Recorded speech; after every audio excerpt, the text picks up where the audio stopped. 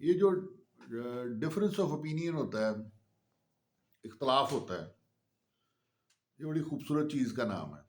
اختلاف ہوتا ہے تو لوگ ایک دوسرے کے ساتھ کوشچن آنسرز میں جاتے ہیں، آرگومنٹس کرتے ہیں، اور آرگومنٹ کی خوبصورتی یہ ہوتی ہے کہ جو جینون لوگ ہوتے ہیں وہ یہ کہتے ہیں کہ اگر آپ کا آرگومنٹ پاورفل ہے تو میں اسے مان لوں گا، اگر میرا آرگومنٹ پاورفل ہے تو آپ اسے مان لیجئے گا۔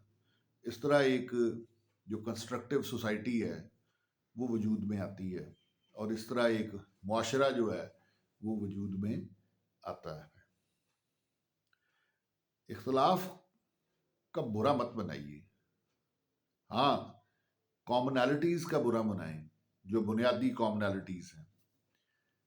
اختلاف جب نظر آئے تو اس پر غصہ کرنے کی بجائے اس کے اوپر خوش ہوں، اور دیکھیں کہ یہ اختلاف کیوں ہو رہا ہے، اور وہاں پر آرگومنٹ کے ذریعے سے، یعنی فلسفے کے استعمال سے، سائنس کے استعمال سے اس کا صحیح جواب ڈھونڈیں۔ تو لوگ زیادہ تر یہ پریزمپشن لیتے ہیں کہ یہ میرے جیسا کیوں نہیں ہے۔ بھئی وہ آپ جیسا کیوں ہو؟ قدرت جو ہے وہ انسانوں کو اختلاف میں پیدا کرتی ہے۔